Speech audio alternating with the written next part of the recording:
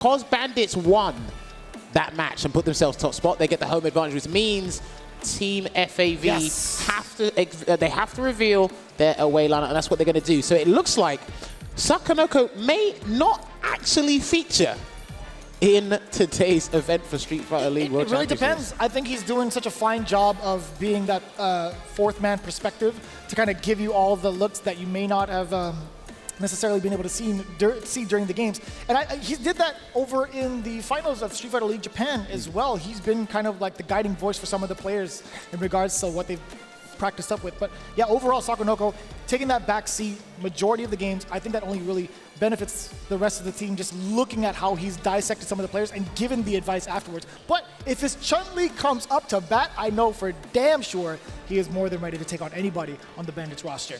A veteran through and through.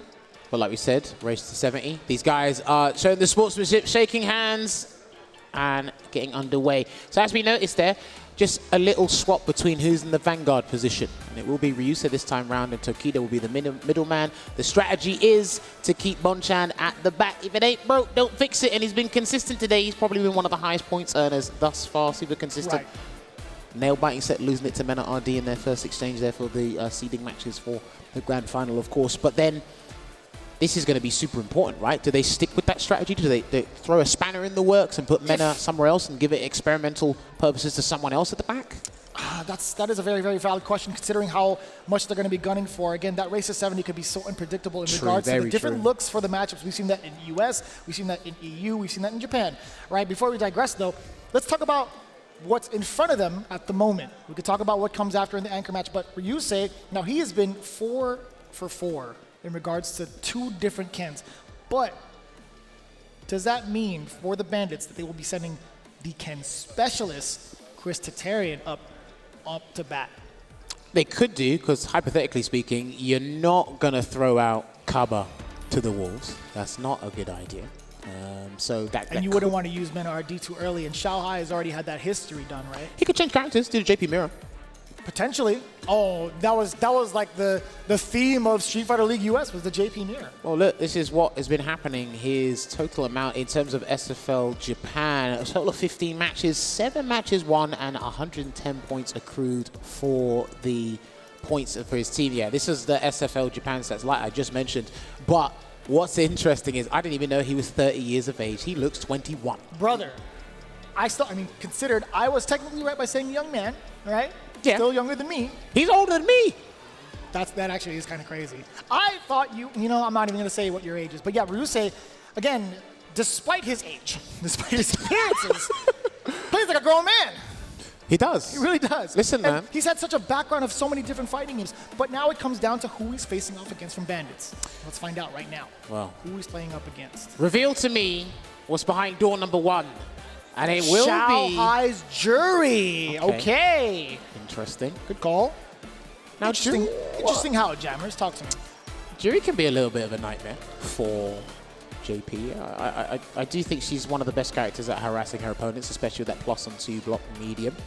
She monopolizes space really well in the mid-range. You can drive rush through one of the ghosts to stand medium kick, or even a stand roundhouse, get the punish counter float. From max distance as well, she has one of the longest, I think, if not the longest, drive rush distances throughout the If they cast. haven't changed anything, and if Aki's is to anything to go by, because it's not super long, then yeah, Juri should still be the longest drive rush in the game. And well, he's on Ken now, but we got told Juri, so I don't know if he's going to Aston Kutcher us. I'm not sure, but... Jeez, what a reference. First of all, that was American. Second of all, that was ages ago. I know that was ages ago. Don't look at me with that smile. That's so weird that you said that. Am I being punked now that you said that? That's crazy. Maybe. I don't know. You're weird, man. So are you. That's why we're on here together. Juri versus JP is the selection. Xiaohai securing his pick. And this is it, ladies and gentlemen. It's the final stage, baby. Street Fighter League World Championships now underway. Xiaohai versus Ryusei, game 1. All right, there you go. Amnesia works out there, and then lovely defensive sequence there from Xiaohai, and he will store up. The jump game can be a little bit annoying as well. She does have throw loops, because I have been saying this for ages, and again, piling on the pressure, still delaying the jabs into the throw, and I love that backdash there to not even try and challenge Ryusei's stand hard punch timings. Man, sniping out all the defensive choices thus far, but he makes one slip up, preemptively throwing out that fierce. Ryusei was already airborne. Looking good here. Sends in full screen as well, low on drive gauge. She's going to let that recover as much as possible. Okay, almost. Damn, the active frames on that is crazy long. And I like Xiaohai now going to the parry option, knowing full well that level 2 was coming. Great escape. Ryusei now in a stuck spot. Perfect parry against the overhead. He at least gets to set up. Not too much damage taken away. That's fine, though. Positional advantage is what it's all about. And then the command grab was avoided. Back medium punch into the embrace. Whiffed, unfortunately. He was hyper aware that some sort of gimmick was going to be there to change things around. Ready to get that round. Shades and Emma. Xiaohai not phased by it one bit. Possibly attempting to bait out the amnesia from that backdash because she was hella plus on that. I mean, speaking of amnesias, he got the pickup and the positional advantage here. Did Ryusei. Gonna get the combo as well. No forward roundhouse there. Right, here it comes, looking to burn him out. Make it a true block string. Yeah, everyone falls for that. That's very difficult to deal with. And you do have to manually stand up to avoid one of the ghosts at one point while the crouching meeting keeps coming low. Ball burn out here, looking to do it. True string. Oh, he tried to go for the mix-up, didn't quite work out. Because his phantom mix-ups in the corner are extremely deceptive. So if you don't see the high or low, he gets a full combo. I like the presence of mind, though, from Xiaohai after that block to try to retaliate. Just wasn't enough to shake up Ryusei. But speaking of now, anti-air still on point. Xiaohai being very attentive to when Ryusei wants to take to the skies now, at least look back towards the corner. Again, plenty of time after that recovery of low medium kicked out, back-to-back throws. This one there was a punish counter. The amnesia comes out. This time, you see an attempt at a throw, but look at the damage on board. Do it again. Double up. Bam. Oh, beefy, 45% there, just borderline 50. Dashes out of the corner to get the space needed, but that's going to be the chip kill. Good call. Excellent management of the resources. Xiaohai, game 1. And the players are getting better knowing when the level 3 will do the chip, because most of the level 3s in this game, excluding Ken, they do 10% chip damage. So the fact that he done the heavy Fuha store, or release I should say, into the level 3, good awareness there on the vitality gauge. Good start. Much better. And I knew we were going to see the Juri at some point, because again, this character, I've heard, is one of JP's more problematic matchups. That was a mad far punish. Hey man, hurtboxing in this game are a bit wild, I won't lie. Oh, he could have got a conversion there, but he went for a throw instead, played it safe, and a laid back throw there from Xiaohai, turns things around. Oh, speaking of turning around, yo, the amnesia, good call out with a backdash. Initially from Xiaohai, a throw. Might be able to do it against Ryusei. Good block. Jeez, but even better pressure. Xiaohai breaking down the defenses yet again of Ryusei. Looking at match point. I'm telling you, having that insider perspective, that first-person perspective of understanding the best character in the game is really helping Xiaohai have that advantage in-game. Stands up the whole time to block the overhead. Roundhouse. Try to get another one there, but it looks like the crouch meeting can beat to the punch. There you go, now observes indeed by putting the departure and then layers up his jump there, but the jumping fist gets him out of trouble. And it's a hard knockdown as well. Damn, he's been able to read Ryusei's defensive choices like a book. Oh, the one time he slipped up, Ryusei does create some space, departure in front. Oh! That was so unfortunate for Xiaohai. Deal with this, please. Deal with it. He tried to jump. He got the initial parry. He did, but he still had to deal with it. So. Got the initial parry, and you saw Ryusei kind of walking up. Maybe, you know, if that throw had landed and it was a punish counter, it would have killed Xiaohai for sure, so I guess he was weary of that. 3 bars to his name, though. This is an excellent start if you wanted to spend it. Yeah, good choice, because he had to do the OD version of the Ankonsetsu, the overarching kick, to replenish as much drive gauge as he possibly can before he goes back in. We'll get that micro walk throw. Oh, what a perfect parry, and he's going to go for the side swap conversion instead this time. Instead of a back throw, set up something beautiful. Oh, just whiffed.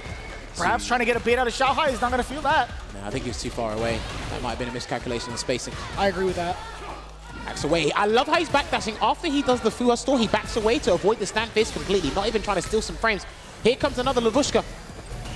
Good defense from Xiaohai. He gets out, and because he defended that, that puts him in pole position to take this round, Vicious. Exactly it. He has nothing else to fear. The damage mitigated, the gauge drained. It was all Xiaohai after that immaculate defense. And that is a huge deal when going up against JP, ladies and gentlemen. You learn, you do the necessary prep, you understand it, play the character yourself if you have to. Really understand, what am I looking for? And it's always those subtle nuances outside of the mix-up. How much drive gauge do I have? How much vitality do I have? What is going to happen if I don't block this? I think that's what people don't think about the most.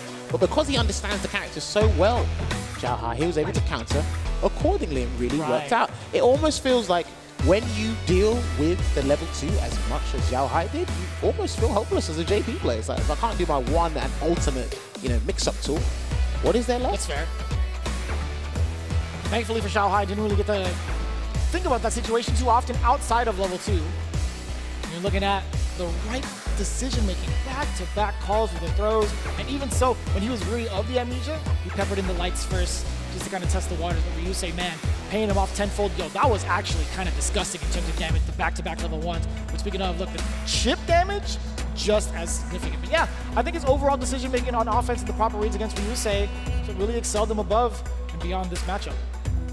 Yeah, it was unfortunate there. I've seen the vast majority of amnesias from JP players miss today. Again, full credit to the players that are going up against this character, really understand the timings and when the JP players really want to afford that risk. They know what is entailed, but I love this turnaround here from Ryusei. Managed to get the round because, again, he did try to jump out, and now it might be easier to jump away from it than it is to jump forward, but because of his position, they had to jump forward, which is probably what messed it up. Right.